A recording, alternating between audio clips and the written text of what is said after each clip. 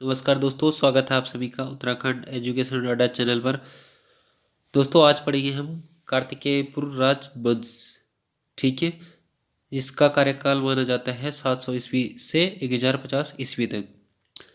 कार्तिकेयपुर राजवंश से संबंधित काफ़ी महत्वपूर्ण तथ्यों और उनके बारे में थोड़ा डिटेल में जान लेते हैं, ठीक है, जानेंगे।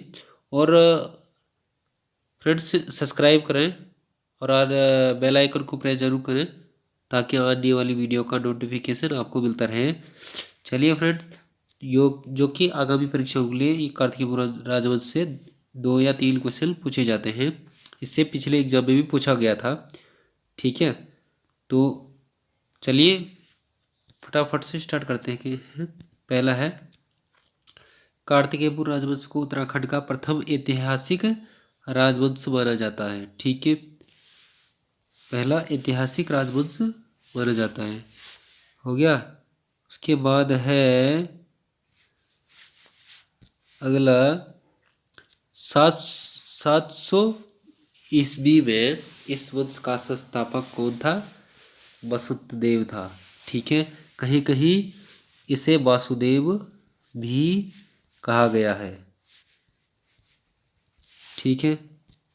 अगला क्वेश्चन है, किस वंश में अभी इस वंश में अभी तक 8 ताम्रपत्र प्राप्त हुए हैं तथा इनकी लिपि क्या है? कुटिला।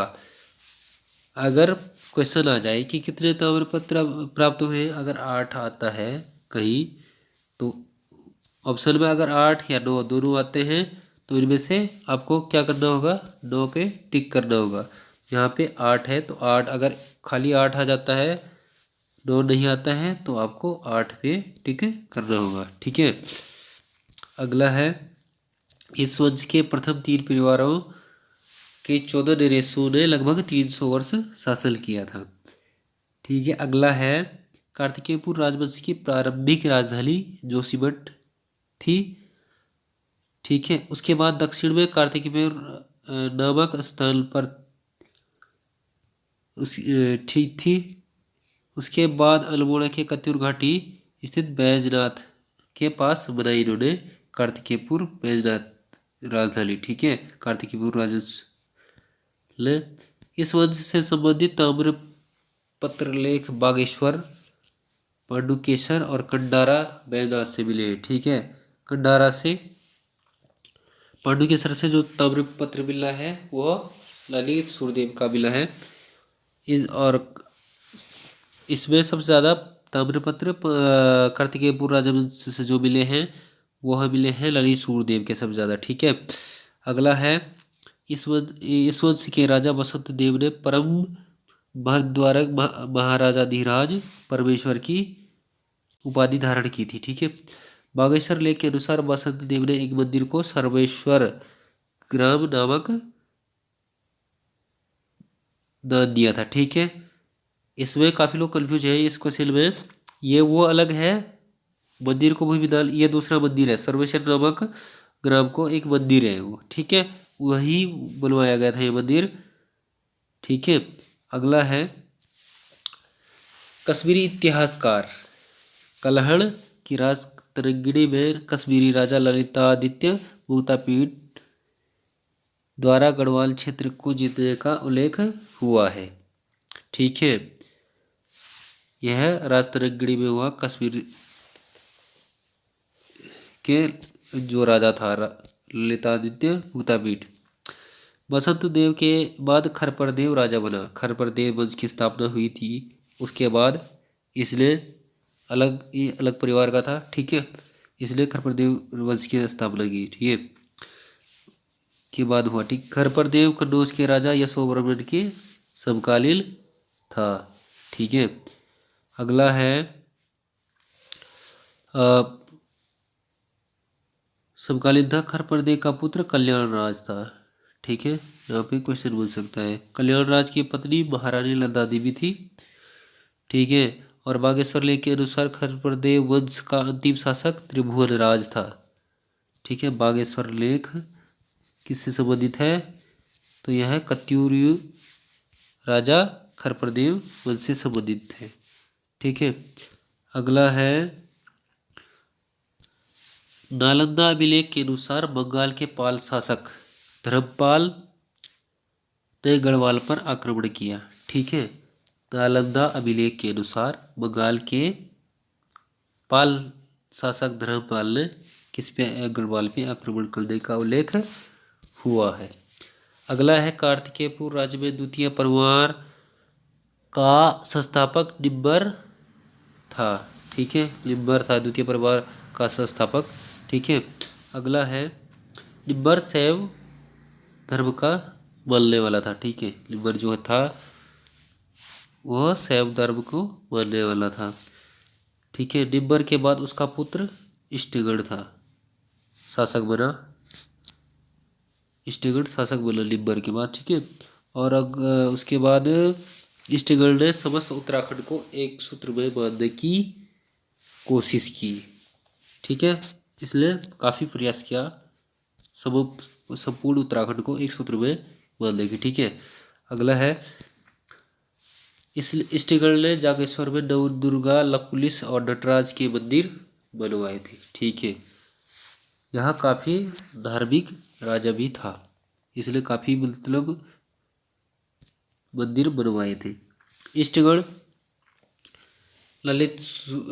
इष्टगण का पुत्र था ललित सुरदेव, जिसके ताम्रपत्र काफ़ी मिले हैं ललित सुरदेव के। ठीक है, ललित सुरदेव को पांडु केसर ताम्रपत्र में मग्न धरती का उद्धार करने के लिए 12 अवतार के समान बताया गया है। मैं कह रहा था आगे आपको बताया था मैंने कि ललित सुरदेव के सबसे ज़्यादा कार्तिकेय राजवंश में ताम्रपत्र मिले। ठीक है, इसको क्या कहा गया है, मग्न धरती उद्धार करने के लिए 12 अवतार के समान बताया गया है। ठीक है, अगला है ललित सुरदेव सबसे प्रतापी शासक भी था। ठीक है, इसके बाद है ललित सुरदेव क्या था, सबसे प्रतापी शासक था इसमें इन सब में से। ठीक है, कार्तिकेयपुर राजवंश में सबसे प्रतापी राजा माना जाता है। बैजनाथ मंदिर का निर्माण ललित पुत्र भूदेव ने किया था।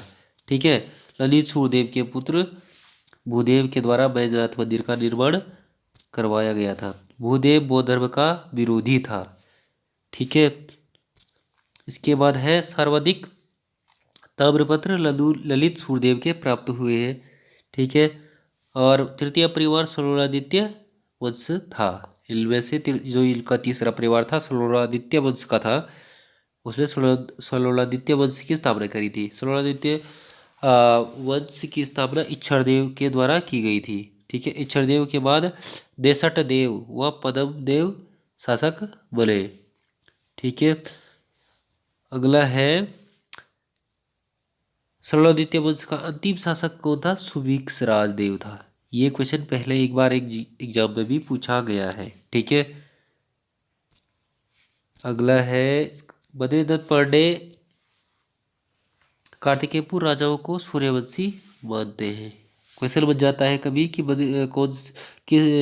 बद्रीदत्त पांडे ने कौन से वंश के राजाओं को सूर्यवंशी मानते हैं। ठीक है, यह भी आ सकता है। ठीक है, चलिए आगे चलते हैं। इन शासकों की राजभाषा क्या थी, संस्कृत तथा लोक भाषा पाली थी। ठीक है, इनकी क्या थी, राजभाषा संस्कृत तथा लोक भाषा पाली थी। ठीक है, अगला है कार्तिकेयपुर राजाओं के लोकहित कार्यों के कारण कुमाऊं में आज भी प्रचलित है कि कार्तिकेयपुर वंश के अवसान